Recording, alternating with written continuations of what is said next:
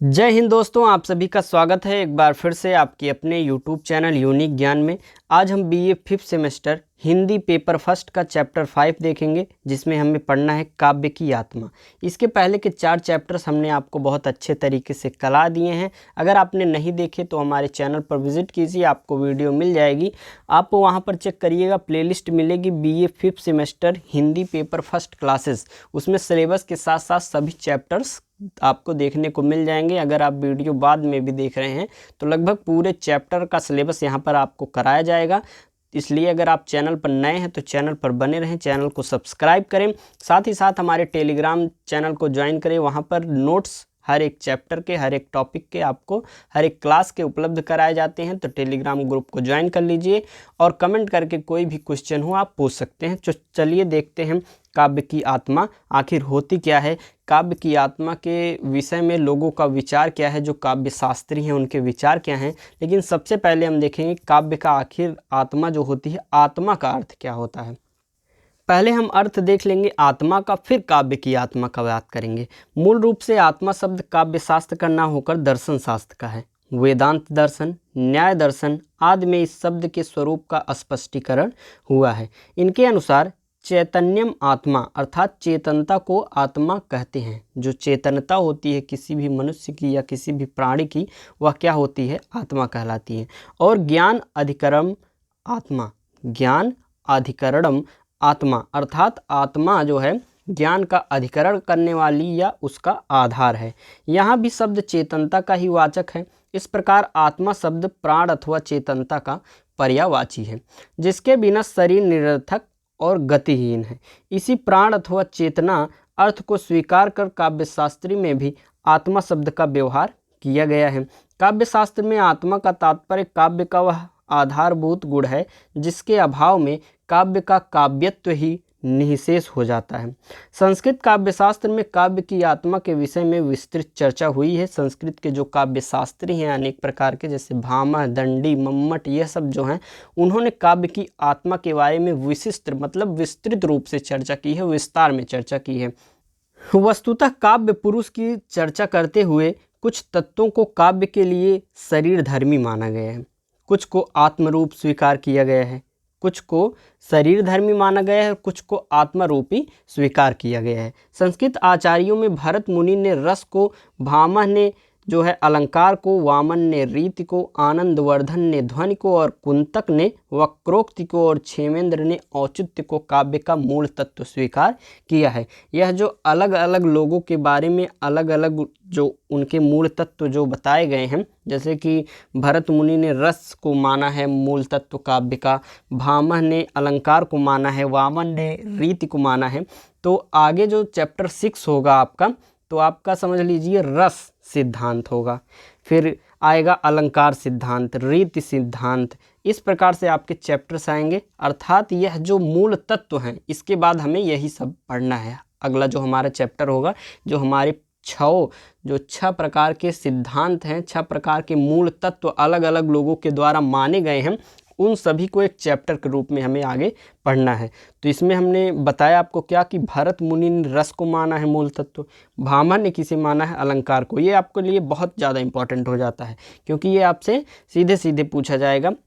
और वामन ने रीति को माना है, आनंदवर्धन ने ध्वनि को माना है, कुंतक ने किसे माना है, वक्रोक्ति को, और क्षेमेंद्र ने औचित्य को काव्य का मूल्य रूप तत्व माना है। काव्य या साहित्य के मुख्य तत्व, मूल आधार या मूल कारण को लेकर भारतीय साहित्य में सूक्ष्म अति सूक्ष्म विवेचन हुआ है। अगर हम बात करें भारतीय साहित्य में तो बहुत सूक्ष्म विवेचन हुआ है जो उसके मुख्य तत्व हैं काव्य या साहित्य के। विद्वानों का अनुमान है कि यह ईसा पूर्व की आरंभ हो चुका था, ईसा पूर्व में ही यह आरंभ हो चुका था और ईसा की पहली 5-6 शताब्दियों में इसका सुस्पष्ट रूप उभरने लगा था। काव्य की आत्मा के प्रश्न को लेकर जो सुप्रसिद्ध 6 संप्रदाय परिवर्तित हुए हैं, उनमें सबसे पुराना क्या है, रस संप्रदाय है। और इस संप्रदाय का मूल ग्रंथ भरत मुनि को माना जाता है। भरत मुनि का जो नाट्य शास्त्र है उसमें माना जाता है। नाट्य शास्त्र का उपलब्ध संस्करण ईसा की 6ठी शताब्दी के आसपास का है, किंतु ऐसा मत भी है कि नाट्य शास्त्र का एक लघु संस्करण भी था और वह ईसा पूर्व 2री शताब्दी में रचा गया था।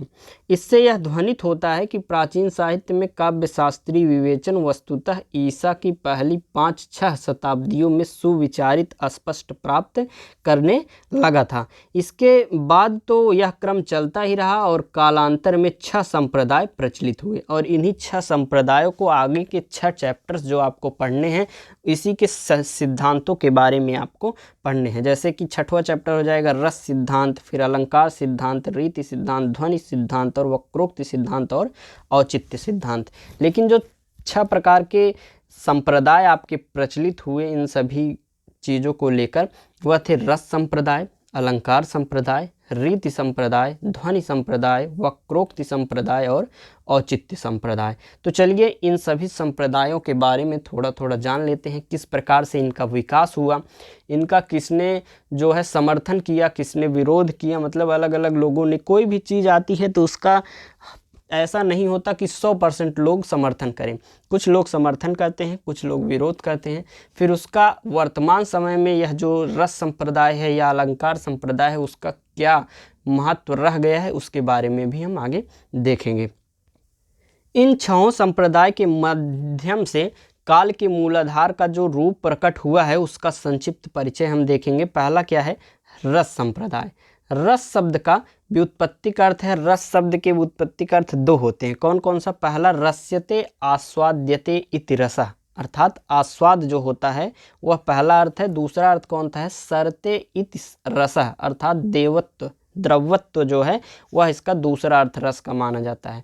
साधारण रूप से इसके अनेक भिन्नार्थक प्रयोग हैं, जैसे कि खडस, इंद्रिय सुख, पारद जल, सोमरस, दूध तथा जल इत्यादि।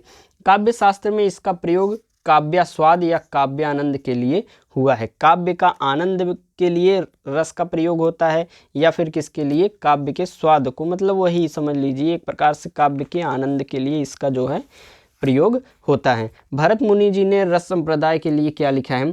भरत मुनि जी ने कहा है कि रस संप्रदाय का संस्थापक तो भरत मुनि को माना ही जाता है। इससे पहले हमने आपको बताया भरत मुनि जी ने रस संप्रदाय के बारे में विवेचना की है। उन्होंने लिखा है कि तत्र विभावानुभावभ्य विचार संयोगादृश निष्पत्ति। उन्होंने इसका लिखा है, इसका अर्थ क्या होता है इस सूत्र का, कि रंगमंच इस प्रकार संपूर्ण सत्य का अर्थ होगा, अस्थाई भाव ही विभाव होगा और अनुभाव तथा संचारी के संयोग से रंगमंच पर साकार होता है। जो अस्थायित्व होती है वह अमूर्त होती है, नट आदि द्वारा उसे मूर्त रूप प्राप्त होता है। जब भी किसी स्टेज पर कोई ड्रामा होता है उसका रस प्राप्त करने के लिए अलग अलग प्रकार के कैरेक्टर्स आपको दिखाए जाते हैं जिससे आपको आनंद आता है। उसी प्रकार काव्य में भी अलग अलग भावों को, विचारों को अपना स्पष्ट करते हैं लोग। सहृदय सामाजिक या दर्शक इसी मूर्त रूप को आस्वादित करता है। मतलब जो कैरेक्टर्स अलग अलग होते हैं लोगों के, उनका ही आनंद उठाते हैं जो जनता होती है, दर्शक जो होती है, किंतु वह उसी मूर्त के कारण उत्साहादि को प्राप्त करते हैं, रस को नहीं। रस तो नाटक के समय अर्थात रंगमंच पर मूर्तित होता है, वह नाट्याश्रित सहदयाश्रित नहीं होता है। इसीलिए भरत मुनि को रस के वस्तुनिष्ठ रूप का समर्थक माना जाता है। यह जो रस संप्रदाय था, रसवाद था, इसका समर्थन जो है, रसवाद का समर्थन जो प्रबल रूप से हुआ शुरुआत में, सबसे पहले 2 आचार्यों ने इसका समर्थन किया था, लोल्लट तथा शंकुक ने, लेकिन साथ ही साथ इसका विरोध भी हुआ। इसका पहला विरोध किसने किया? अलंकारवादियों ने किया था। इसके पश्चात अलंकारवादी भी अपना बताएंगे उनका संप्रदाय अर्थात किस प्रकार से काव्य का मूल तत्व अलंकार को मानते हैं, वह भी बताएंगे। और इसकी वर्तमान स्थिति यह है कि वर्तमान स्थिति एकदम इसकी अस्पष्ट है। आजकल रस को ही काव्य की आत्मा माना जाता है, और इस संबंध में आचार्य विश्वनाथ जी का भी सुप्रसिद्ध कथन जो है आदर्श बना है कि वाक्यम रसात्मकम काव्यम।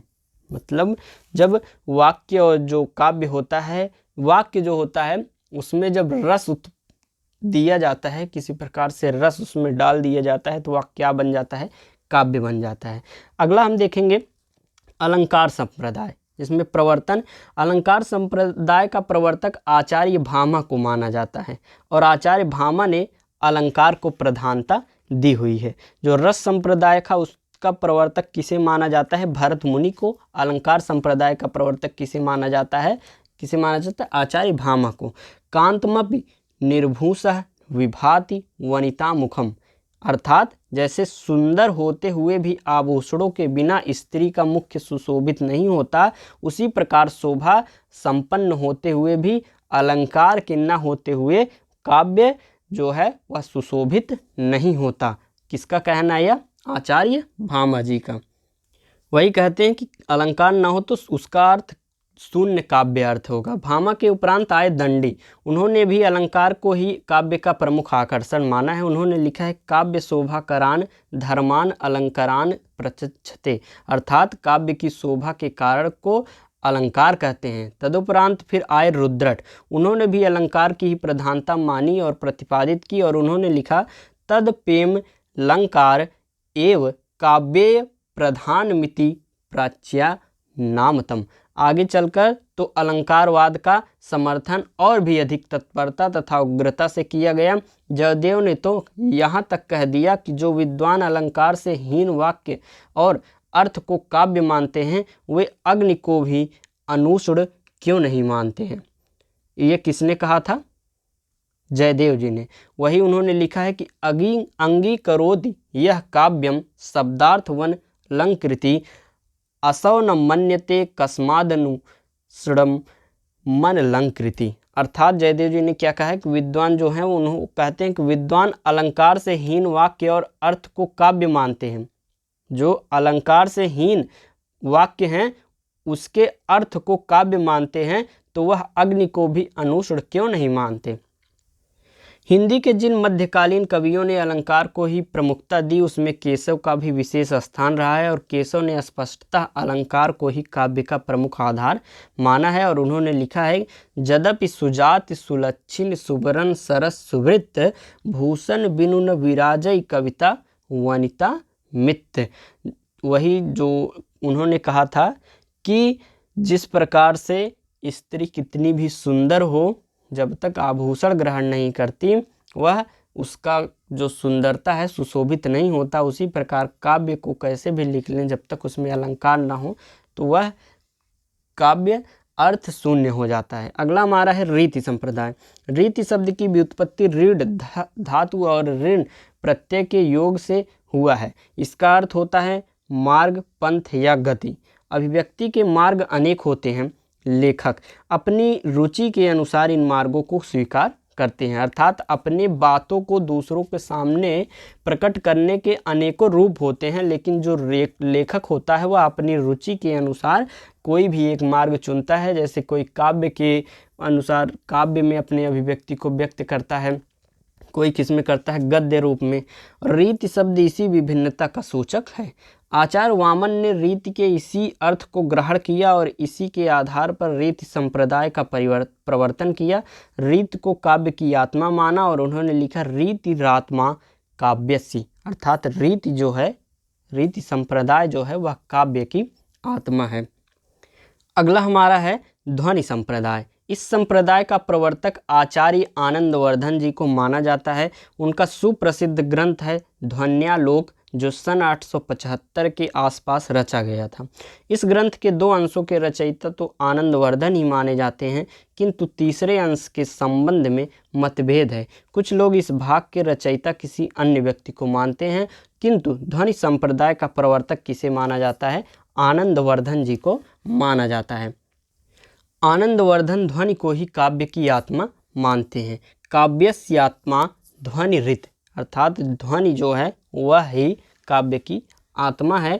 ध्वनि शब्द की व्याख्या करते हुए आनंदवर्धन कहते हैं कि यथार्थ शब्दों व तमर्थ मुपसर्जनी कृत स्वार्थी व्यक्तः काव्य विशेषः स ध्वनिरीति सुरभि कथितः, अर्थात जहाँ अर्थ अपने को अथवा शब्द अपने अर्थ को गुणीभूत करके उस प्रतीयमान को अभिव्यक्त करते हैं, उस काव्य विशेष को विद्यमान ध्वनि काव्य कहा जाता है। तात्पर्य यह हुआ कि उस काव्य को ध्वनि कहते हैं जिसमें कथित शब्द और अर्थ अपने अप्रधान बनाकर व्यंग्यार्थ की अभिव्यक्ति करते हैं।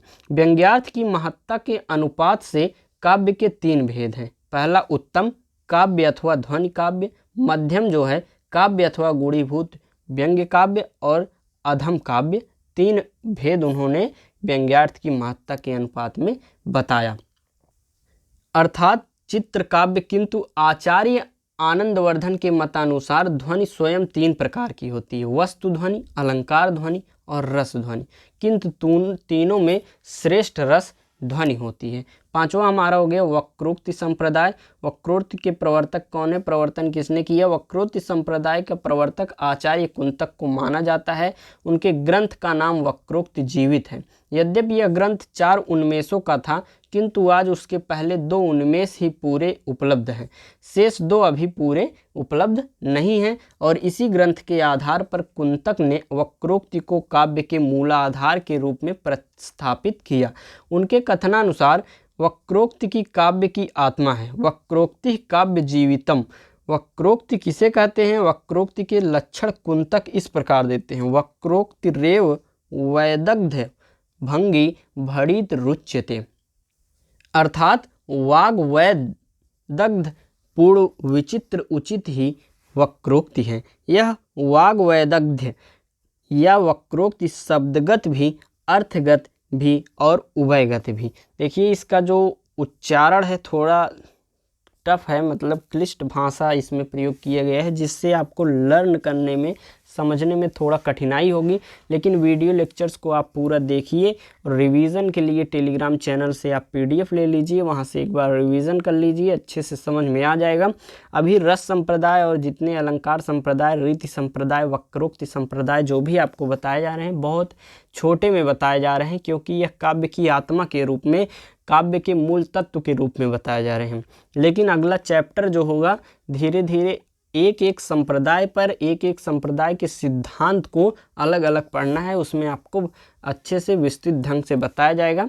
तो बस इसके बारे में आप समझ लीजिए, एक परिचय ले रहे हैं, इसके पश्चात आपको पूरा पढ़ना है। शब्दार्थौ सहिता वक्र कवि व्यापार शालिनी बंधे व्यस्थितौ काव्यम तद्धि दाहाद करड़ी। अर्थात काव्य के वक्र व्यापार से युक्त कवियों को आह्लादित करने वाले सुव्यवस्थित शब्द अर्थ का सम्मिलित रूप ही क्या कहलाता है?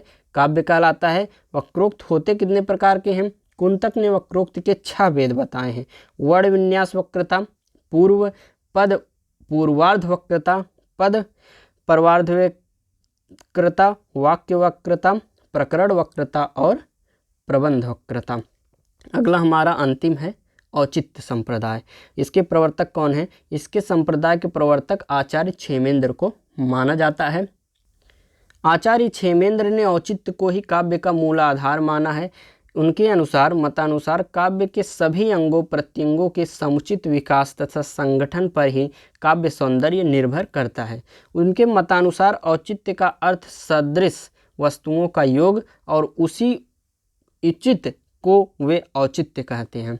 उन्होंने लिखा है, उचित प्राहुराचार्या सदृशम किल यस्य यत उचितस्य च यो भावः तदौचित्यम प्रच्छते।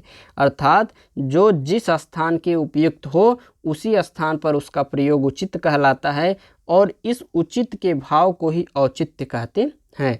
औचित्य की अनुपस्थिति में रस, अलंकार, गुण, वृत्ति तथा रीति आदि प्रत्येक काव्यांग रुचिकर न होकर हास्यास्पद हो जाता है। यह आपका चैप्टर काव्य की आत्मा हो गया। हमने आपको अच्छे से बताया। वीडियो को लाइक कीजिए, अपने दोस्तों के पास शेयर कीजिए। यह सभी जो टॉपिक्स हैं अच्छे से आपको अगले चैप्टर्स जो आएंगे विस्तार रूप में बताए जाएंगे। तब तक के लिए बाय बाय, मिलते हैं अगले वीडियो में।